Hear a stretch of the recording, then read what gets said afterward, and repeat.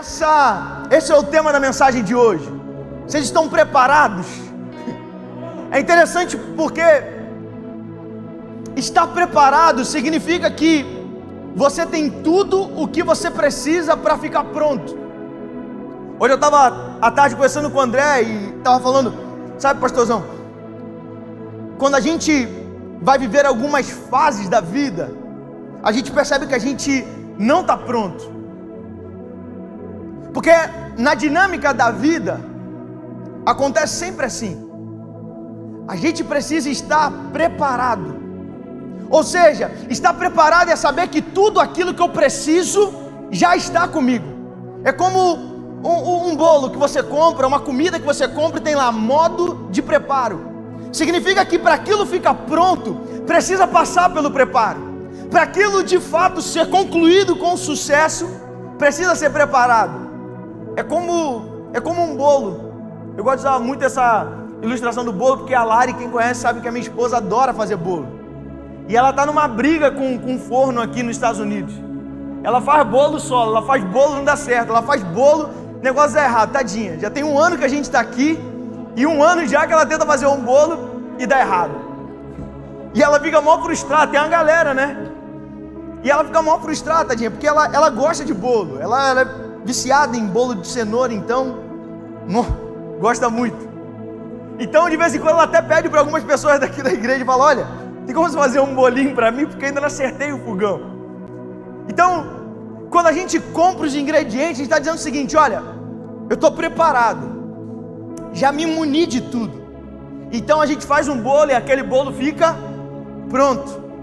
E na nossa vida é assim também. Sabe, a vida com Deus, a gente o tempo inteiro está entrando em batalhas, está entrando no próximo dia, a gente o tempo inteiro está entrando numa nova estação. E a verdade é que nem sempre a gente está pronto. E Deus não nos chama para estar prontos. Aqui na terra não é um lugar de estar plenamente pronto, mas é um lugar de estar preparado. E aí que a gente precisa, às vezes, entender a dinâmica da vida cristã. A dinâmica da vida cristã é: Cristo já nos deu uma nova natureza, Ele já nos tornou prontos. E por que agora estamos prontos? Porque Cristo já nos deu o primeiro degrau, Ele já nos reconciliou com Deus. Agora então a gente está preparado para as próximas batalhas. E no começo de toda a batalha, a gente se posiciona como preparado, mas não está pronto. A gente não está pronto porque a batalha ainda não acabou. A gente não está pronto porque a gente ainda não viu a vitória. A gente não está pronto porque ainda os cenários ainda não mudaram. Mas eu estou preparado. Sabe, quem já viveu a rotina de quartel, sabe que nem sempre a gente vai ser o tempo inteiro ativado. Nem sempre o tempo inteiro um exército vai ser chamado para entrar numa batalha. Agora, esse exército precisa estar sempre preparado para todas as vezes que for acionado. Esse exército precisa estar preparado, munido de treinamento, munido de estratégias para aí então entrar numa guerra. Mas nem sempre... Não, agora ficou muito bom. Nem sempre eu e você, a gente tem tempo de escolher algumas batalhas também. Nem sempre eu e você, a gente consegue o tempo inteiro se sentir pronto, apto. Quando a notícia chegou que a gente ia ser pai esse ano, a gente ficou muito feliz. Eu sempre tive o sonho de ser pai. Então a hora que eu falei: cara, eu vou ser pai, eu fiquei muito feliz, mas eu não estou pronto para ser pai. E aí que você começa a entender aquilo que os pais falam: nenhum pai está pronto para ser pai. Mas Deus não nos chamou para ser pai pronto. Deus nos chamou para sermos pais preparados. Deus não nos chamou para sermos crentes prontos, mas sermos crentes preparados. A gente não precisa ter a resposta de tudo, a gente não precisa saber tudo, a gente não precisa o tempo inteiro ser bom em tudo, mas a gente precisa estar preparado para tudo aquilo que a gente pode viver. É interessante porque na vida cristã, então, a gente precisa entender que Cristo já nos deu esse primeiro passo. O 1 Coríntios 2, a partir do versículo 9, diz assim: mas como está escrito, as coisas que o olho não viu, e o ouvido não ouviu, e não subiram ao coração do homem, são exatamente essas as que Deus preparou para os que o amam. Olha que interessante, porque esse versículo é o versículo 9, e às vezes a gente olha para esse versículo e a gente não tem uma total compreensão dele, porque a gente não desce até o 10. O versículo 9 diz assim, olha: mas como está escrito, as coisas que o olho não viu, o ouvido não ouviu, nem subiu no coração do homem, são as que Deus preparou para o que o ama. Mas o versículo 10 diz assim, olha: mas, glória a Deus pelos mais de Deus. Glória a Deus, porque um dia nós pensávamos que era o nosso último dia, mas Deus. Um dia a gente pensou que a gente ia perder essa batalha, mas Deus. Mas Deus revelou pelo seu Espírito. Eu não sei se você consegue entender isso, mas a Bíblia está dizendo que aquilo que o seu olho não conseguia ver, aquilo que o seu ouvido não conseguia ouvir, aquilo que não conseguia subir para o seu coração, o Espírito te revelou. Se você pode, cara, celebra a Deus no seu lugar.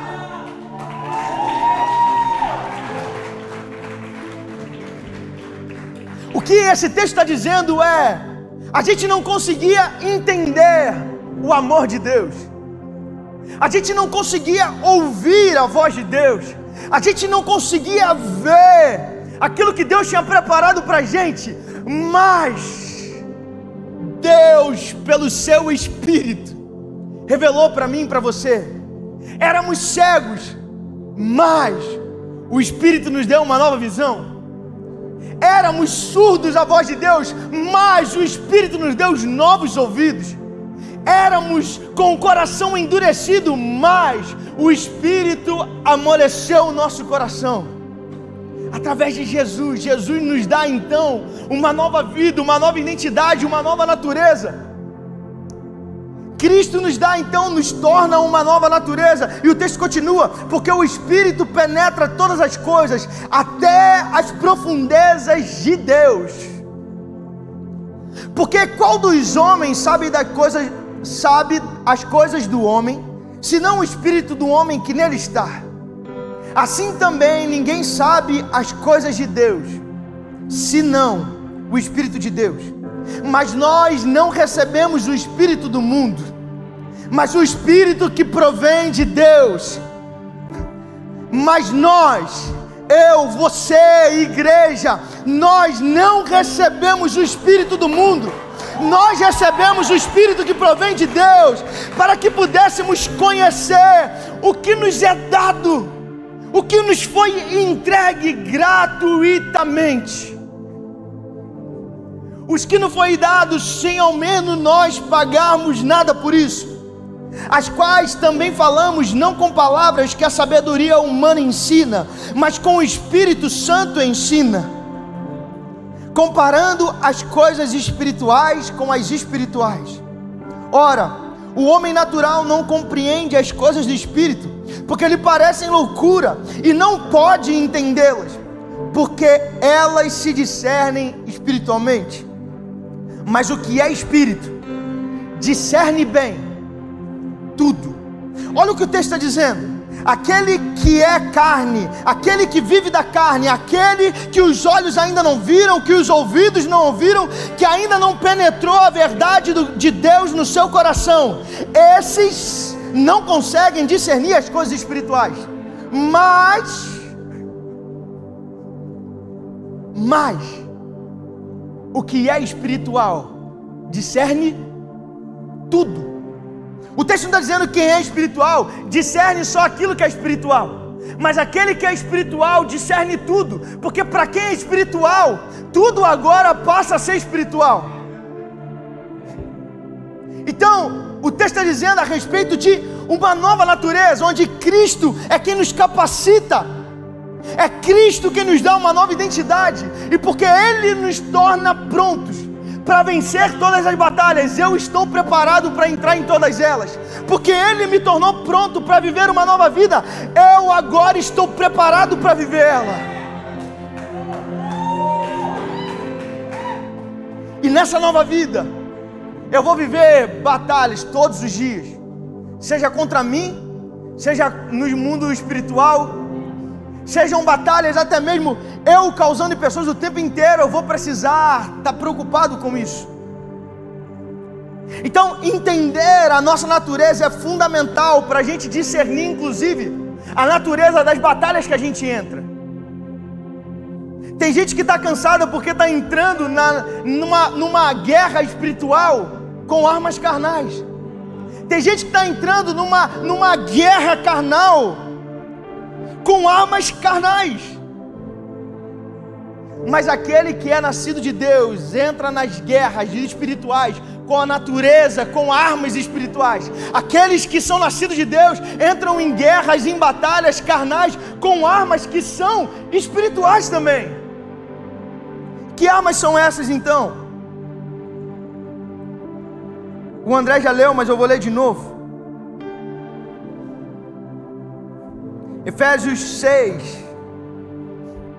Porque não temos que lutar contra a carne e o sangue, mas sim contra principados, contra as potestades, contra os príncipes das trevas desse século, contra as hostes espirituais da maldade nos lugares celestiais. Portanto, tomai toda a armadura de Deus para que possais resistir no dia mau. Havendo feito tudo, fica firme. Havendo feito tudo, ficar firme.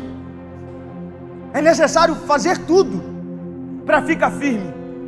Não é necessário, a ordem não é o contrário. Não é ficar firme para então agora começar a fazer tudo, mas é fazendo tudo começar a se tornar cada vez mais firme. Estais, pois, firmes, tendo cingido os vossos lombos com a verdade, e vestido a couraça da justiça, calçado os pés na preparação do evangelho da paz, tomando sobretudo o escudo da fé, com o qual podereis apagar todos os dardos inflamados do maligno. Tomai também o capacete da salvação e a espada do Espírito, que é a palavra de Deus, orando em todo tempo com toda a oração e súplica no Espírito, vigiando nisto com toda a perseverança e súplica por todos os santos e por mim, para que seja dada no abrir da minha boca a palavra com confiança, para fazer notório o mistério do Evangelho, pelo qual sou embaixador em cadeias, para que possas falar livremente, como vivem falar. A gente precisa entender que a nossa luta não é contra a carne, nem contra o sangue, mas é na carne e é no sangue que a gente vai encarar todas elas. A nossa luta não é contra a carne nem contra o sangue, mas é no coração, é na mente que a gente vai enfrentar todas elas. Então, isso faz com que eu e você, a gente comece a entender então a dinâmica daquilo que é espiritual e se manifesta no carnal. Então eu quero compartilhar com você 3 princípios muito claros a respeito da palavra de Deus, para você que é uma nova natureza, para você que tem andado nessa nova natureza. A primeira coisa que eu quero compartilhar com você é: não dá para viver como filho celebrado e se posicionar como filho rejeitado. Vou repetir para você. Não dá para eu e você, a gente querer viver como um filho celebrado, mas se posicionar como filho rejeitado. Sabe, tem muita gente parando no meio da caminhada, porque nasceu de uma nova vida, e porque agora nasceu de uma nova vida, acha que agora está imune a todas as batalhas nela também. Entenda uma coisa: o filho pródigo foi celebrado não porque ele saiu de casa, mas porque ele voltou. Ele foi celebrado não porque ele disse ao pai: olha, você agora está morto para mim. Mas ele foi celebrado porque ele disse: olha, aquele que estava morto voltou a viver. Aquele que colocou em mim uma nova natureza, uma nova mente, um novo coração, ele voltou a viver. Aí a gente tem do outro lado o filho que se sente rejeitado. Nunca saiu da casa, tinha acesso a tudo, mas nunca possuiu nada. De um lado a gente tem um filho que teve acesso a tudo, se rebelou contra o pai, volta, agora é celebrado e colocado no mesmo lugar que o filho que já estava dentro de casa. Mas olha que interessante, quando a gente não entende quais são as nossas batalhas, quando a gente não sabe discernir quais são as nossas batalhas e aquilo que Deus tem para nós, a gente começa a querer viver celebração na terra, sem ser aprovado nela. Eu gosto muito da passagem do filho pródigo. Eu gosto porque ela mostra a postura de Deus com os seus filhos. A postura de Deus com os seus filhos é: eu não vou atrás. É interessante que a gente ama, e eu amo o fato do pai esperar o filho chegar, mas ele não foi atrás buscar. Para aqueles que são espirituais, eu não preciso mais ver, eu não preciso mais ouvir, eu já vi, eu já ouvi, já penetrou em mim o amor do Pai. E quando eu passo as temporadas onde eu não consigo ver, não consigo ouvir, não consigo mais sentir tanto, os meus olhos já viram, os meus ouvidos já ouviram, já penetrou no meu coração. É por isso que eu posso voltar.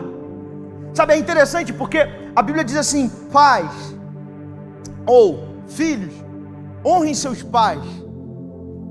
E todo pai e toda mãe adora isso. Meus pais adoram esse versículo. Filhos, honrem seus pais. E aí o versículo seguinte é: pais, não traga ira ao coração do seu filho. Aí todo filho adora esse versículo.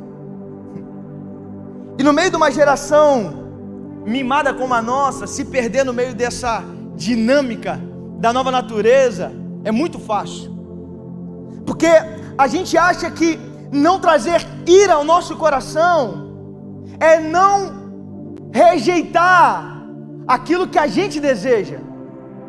A gente acha que não trazer ira ao nosso coração é não ir contra aquilo que a gente sonha.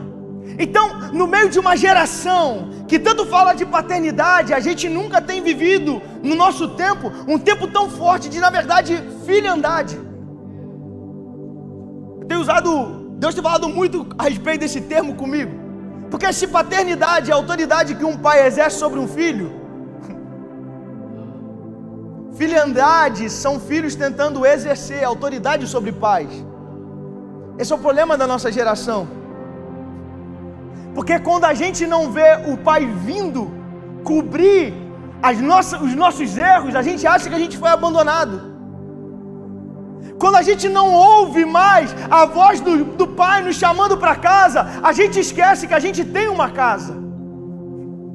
É por isso que tem muita gente pensando em parar, porque eu não estou mais ouvindo Deus, porque eu não estou mais vendo Deus, porque meu coração já não sente mais. Entenda uma coisa: você precisa passar dessa fase.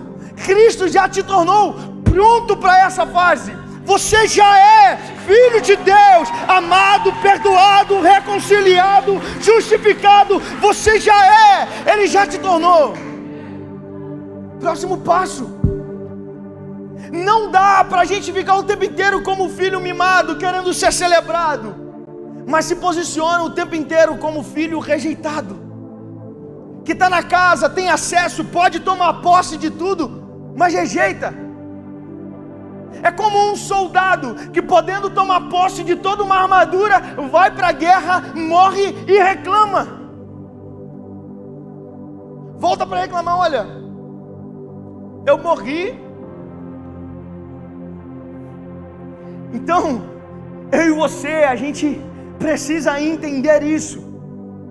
A graça é exatamente Deus te tornando pronto para começar a viver de forma espiritual, inclusive aquilo que é carnal.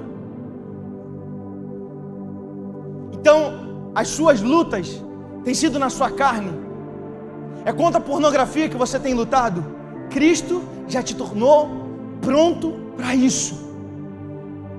É contra a traição que você tem lutado? Cristo já te tornou pronto para isso. Leandro, o que eu preciso fazer agora? Lutar, porque você já está preparado. E a cada batalha vencida, pronto, próxima batalha. E cada batalha vencida, pronto, próxima batalha. Deus não vai te livrar das batalhas que Ele escolheu você para lutar. Leandro, Deus me escolheu então para lutar contra a pornografia? Você está falando então que Deus me escolheu para poder lutar contra a pornografia? Que teologia é essa? Não, não.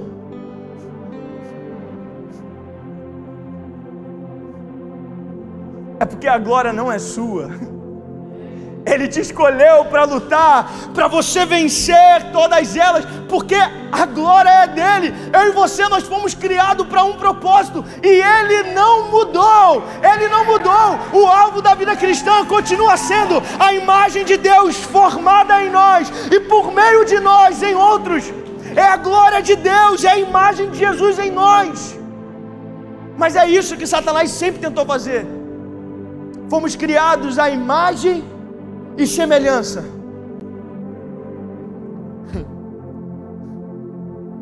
Só que a imagem e semelhança de Deus, desde o princípio e vai ser até o fim, ela é para trazer para mim, para você, maturidade.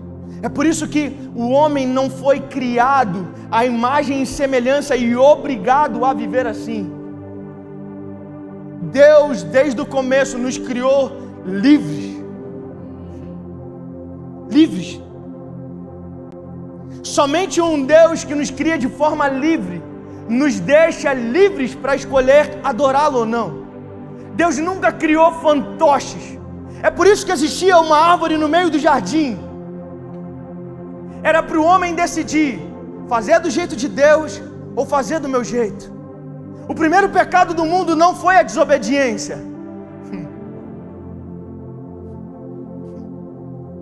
O primeiro pecado do mundo foi o homem achar que do jeito dele dava certo, que do jeito dele ia dar bom, que da forma como ele pensou em fazer ia dar tudo certo. E aí é por isso que a imagem de Deus em nós, ela é apagada, ela é ofuscada. Satanás consegue, porque o homem ele tenta fazer do jeito dele. O que Satanás sempre vai tentar fazer eu e você pensar não é desobedecer a Deus, mas é achar que do nosso jeito dá certo. É por isso que tem um monte de gente frustrada com a igreja, porque acha que é só do seu jeito que dá certo, acha que são só as suas experiências que vão fazer dar certo. É por isso que a vida cristã está cheia de gente que não consegue se conectar a uma igreja. Por quê? Porque acha que é só do seu jeito, é só da sua forma.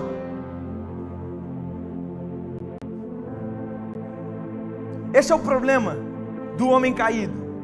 Ele acha que do jeito dele dá certo. E aí Jesus então vem, porque Jesus não foi um adendo na história da humanidade. Não foi porque o pecado entrou que Jesus apareceu. Lembra? Nós fomos feitos à imagem e semelhança. Ele já existia. Agora deixa eu te perguntar uma coisa. O que vem primeiro? A imagem ou a semelhança?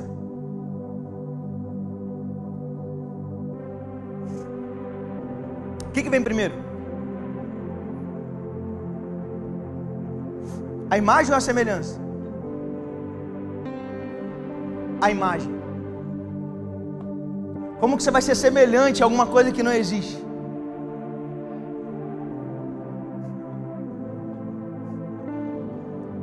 Cristo sempre existiu. A imagem sempre foi Ele. O alvo sempre foi refletir Ele. O alvo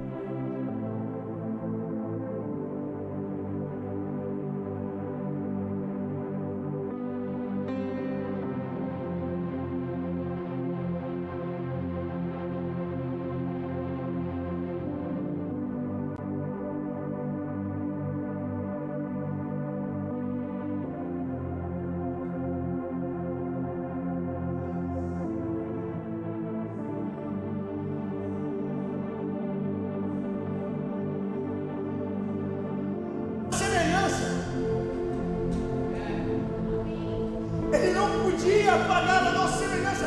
Ele não consegue. Você é a semelhança de Deus. Não importa o pecado que entrou na sua vida, não importa a batalha que você está passando, você foi criado à semelhança de Deus. Satanás não tocou.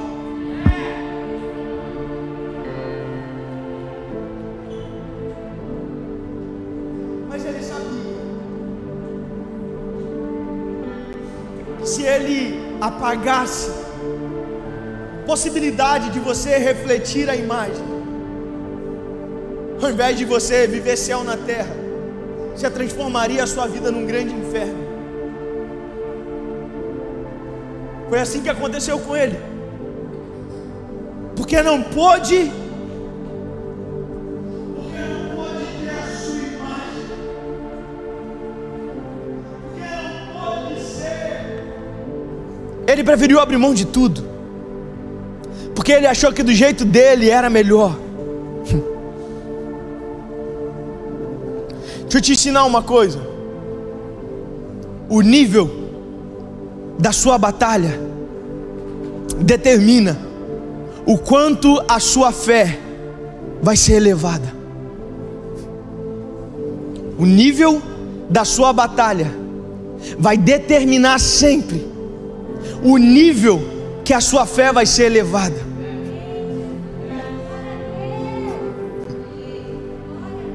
É por isso que quando a gente entra em algumas batalhas e você se sente pequeno demais, fraco demais, é porque você está preparado, mas você ainda não está pronto para esse nível. Você está preparado, mas você não está pronto. Tudo que Satanás quer é que você ache que você está pronto para entrar em todas as batalhas. Porque se você estiver pronto, você acha que do seu jeito vai dar certo. A estratégia dele não mudou, é a mesma ontem, é a mesma hoje, e vai ser a mesma até a vinda de Jesus. Por isso que quando Jesus é batizado, levado ao deserto, a Bíblia diz que dos céus ouve-se uma voz: esse é o meu filho amado. A primeira coisa que Satanás faz com Jesus faz do seu jeito dá certo. Faz do seu jeito dá certo. Você é filho de Deus, você vai ser poupado de todas as batalhas. Você é filho de Deus, você é mais que vencedor, você é filho de Deus. Seu pai não quer ver você triste. Tadinho de você. Você acha que o seu pai iria te colocar numa batalha? Você acha que o seu pai iria te colocar numa luta? Não existe aprovação sem preparo. Não existe aprovação sem preparo. É por isso que o nível da sua batalha, ela vai determinar o próximo nível da sua fé. E aí, é meu último ponto. Eu quero compartilhar o último princípio com você. Trazer à memória não tem a ver com reviver o passado, mas estar preparado para viver o futuro. Trazer a memória não tem a ver com se recordar do passado, com lembrar do passado, mas tem a ver com estar preparado para viver o futuro. Sabe, quando a gente não entende essa dinâmica do reino dos céus, nova natureza em Cristo, pronto para entrar em todas as batalhas. Então, se agora eu estou pronto, eu me posiciono como filho amado, celebrado, como filho que agora entregou a sua vida para o Pai, e o Pai sabe o que é melhor. Eu não entrego mais a minha vida para Deus e acho que do meu jeito dá certo, que do meu jeito é melhor. Então eu entrego minha vida para Ele, e agora eu confio que do jeito dele é melhor. E aí então eu vou para o próximo nível, que é entender que agora as batalhas que vêm, não vêm para me matar, não vêm para me sufocar, elas vêm para me aprovar, elas vêm para me elevar, elas vêm para poder me mostrar que em Cristo, numa nova natureza, eu não preciso mais temer o dia mau. E aí então vem a última verdade, vem a última. Trazer a memória não é voltar no passado, é se preparar para o futuro. Trazer a memória não é falar: Deus, porque o Senhor me livrou lá atrás, ou até mesmo pessoas que nunca tiveram experiência com Deus: olha, porque o Senhor livrou Daniel da cova dos leões, me livra da minha também. Trazer a memória é saber que o Deus que livrou Daniel é o Deus que te livra. O Deus que livrou Daniel é o Deus que te livra.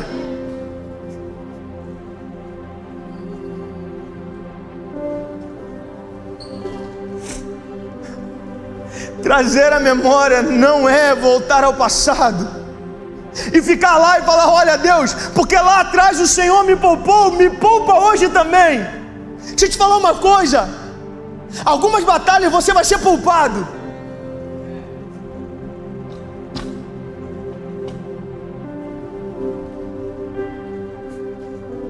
mas você só vai estar pronto depois de vencê-la. A gente precisa entender isso. E aqui eu termino com a história de José.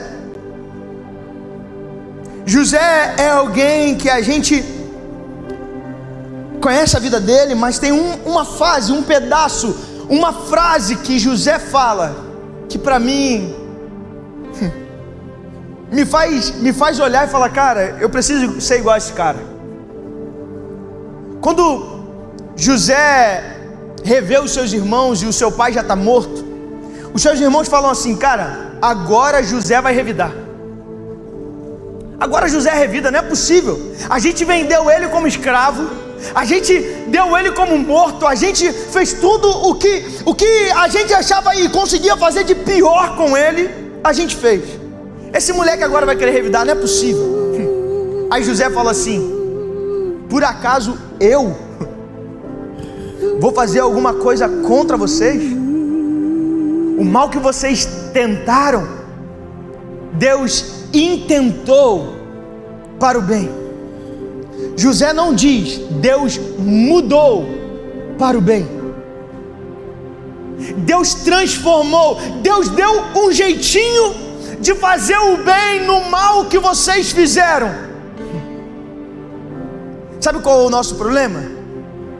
É que a gente nasce de novo, uma nova natureza, novamente, e a gente acha que Satanás continua dominando a nossa vida, que ele tem poder de nos paralisar, que a nossa vida continua nas mãos dele. E aí a gente fica: Deus, você não está vendo que Satanás está me tentando? Deus, você não está vendo que eu não tenho fé para isso? Deus, você não está vendo que meu casamento está acabando, você não está vendo que mais um ano está terminando e eu continuo com as mesmas crises, com os mesmos problemas. Deus, você não está vendo que a depressão vai me matar. Deus, você não está vendo que o quadro, o cenário da minha vida, da minha saúde, eu vou morrer. Deus, o Senhor não está vendo, sabe por quê? Isso é um clamor de alguém que não recebeu uma nova mentalidade. É por isso que você ainda acha que Satanás tem poder. É por isso que você ainda não se posicionou como filho de Deus. José, ele afirma o seguinte: olha, vocês até tentaram, vocês até mesmo tentaram mexer o pauzinho de vocês, fazer do jeito de vocês, usar as estratégias de vocês, mas olha, a minha vida sempre esteve guardada por Deus. A minha vida nunca saiu do controle de Deus. Quando eu volto ao meu passado, não é para chorar com Deus. Olha, você me deu um sonho lá atrás, agora faz esse sonho se cumprir. Não, não, não, não. O Senhor me deu um sonho lá atrás, ainda não se cumpriu. Então, próxima batalha, preparado, aprovado. Próxima batalha, lá vem, agora os meus irmãos me vendem, preparado e aprovado. Qual é a próxima? Agora você vai ser vendido como escravo, ok, preparado e aprovado. E agora então eu vou colocar uma mulher para inventar uma mentira sobre você. Não tem problema, preparado e aprovado. Qual é a próxima?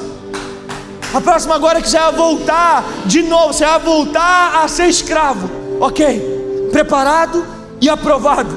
Qual é a próxima?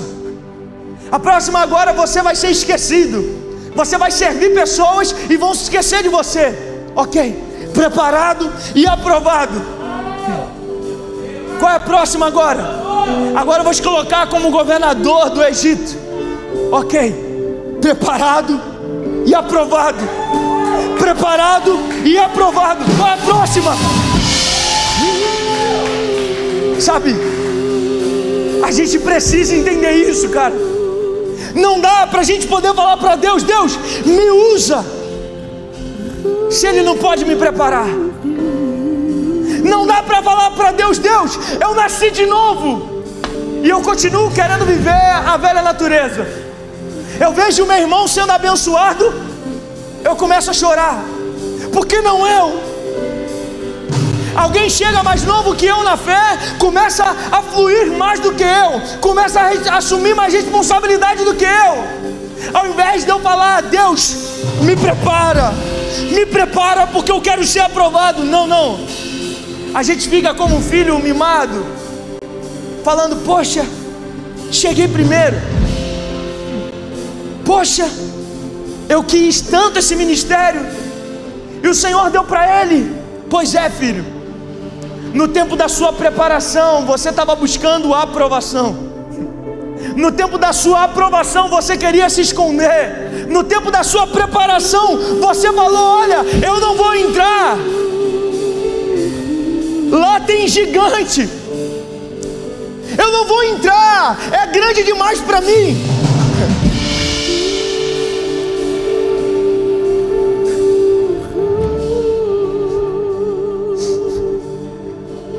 Sabe, eu gosto da mulher, da mulher do fluxo de sangue.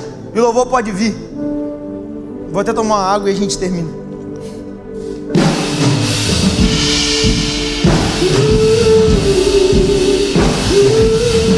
Eu gosto da mulher do fluxo de sangue, sabe? A mulher do fluxo de sangue, ela não entendia nada sobre nova natureza, ela não entendia nada sobre vida nova, ela só ouve. Lembra o que o texto que a gente começou a ler, 2 Coríntios diz? Porque os nossos ouvidos ouviram, porque nos foi revelado pelo Espírito. Aí aquela mulher, ela ouve, e porque ela ouve, ela decide fazer algo diferente do que todo mundo tinha feito até aquele momento. Olha que interessante. Aquela mulher tinha os discípulos seguindo Jesus. Os discípulos eram o primeiro cordão de isolamento de Jesus. Os discípulos tinham um problema, tinham conta para pagar. Os discípulos faltava fé. Os discípulos, um ia abandonar, outro ia trair. Os discípulos iam ficar abatidos quando Jesus morresse, mas eles estavam pertinho de Jesus. Aí a gente tinha o segundo cordão de isolamento. A gente tinha a multidão. A multidão estava aplaudindo Jesus. A multidão estava gritando o nome de Jesus. A multidão pressionava Jesus. A multidão, ela pressionava tanto que ela queria, talvez até mesmo dizer o caminho que Jesus deveria andar. Eu fico vendo hoje alguns artistas andando no meio da multidão e como é difícil manter uma linha reta. Então a multidão estava pressionando, a multidão estava aplaudindo, mas a multidão não tocou Jesus. Aí tem um terceiro personagem, um personagem que os seus ouvidos ouviram, um personagem, que falou assim: se eu apenas tocar. Aí esse primeiro personagem, ele começou a olhar para frente. Ele começou a olhar para frente e falou assim: cara, quer saber uma coisa? Eu acho que dá para ir. Tem uma multidão, tem os discípulos, tem medo, tem angústia, tem desprezo, mas eu acho que dá para ir. Acho que esse cara resolve. Sabe o que é interessante? É que aquela mulher, no meio de uma multidão, ela não se importou com ninguém, ela não respeitou o protocolo, ela não estava nem aí se tinha gente impedindo ela de chegar. Ela falou: quer saber uma coisa? Se eu chegar até ele, a minha vida é completamente transformada. E deixa eu te falar uma coisa: Jesus não estava ali por causa dela. Jesus não passou por aquele caminho por causa dela. Ela não ficou: se ele fosse Deus mesmo, ele entrava no meu caminho. Se ele fosse Deus mesmo, olha, ele dava um jeito. Não. A Bíblia não fala a respeito de um filho que precisa de pai. A Bíblia fala a respeito de um pai. De um pai de braços abertos para os seus filhos. De um pai que tem alegria em receber de volta. Um pai que tem alegria em celebrar, em dar, em abençoar. Deixa eu te perguntar de novo: você está preparado? Você está preparado? Ou de novo vai acabar esse culto e você vai voltar a chorar com Deus pelas batalhas que você não entrou? Você está preparado? Você está preparado para viver o próximo nível? Ou depois de 10 anos de igreja você vai continuar contando as mesmas histórias, as mesmas desculpas? De novo os seus líderes vão te limitar? Ou você vai fazer como aquela mulher, se eu entrar no meio da multidão, passar por todo mundo, se eu for lá no meio, eles podem até mesmo tentar me impedir, mas eles não vão me roubar. Se você pode, fique de pé no seu lugar. Se você pode, coloque-se de pé, como alguém que está preparado para viver uma nova estação, como alguém que está dizendo: Deus, eis-me aqui. Não vou mais negociar, não vou mais deixar para depois. Se hoje é o dia que o Senhor está passando na minha casa, se hoje é o dia que o Senhor decidiu falar comigo através desse link, através desse canal, eu não vou deixar passar. Eu vou começar a andar. E se tem uma multidão, não tem problema. se estão tentando me fazer desistir, não tem problema. Eu já posso ver. Eu já olho para tudo aquilo que está à minha volta e falo: eu já sou curada, eu já fui aprovado, Deus já me aprovou, já me preparou, estou preparado. E agora o que eu quero é estar pronto. Eu estou preparado, meu corpo já está preparado. Agora eu quero ser aprovado.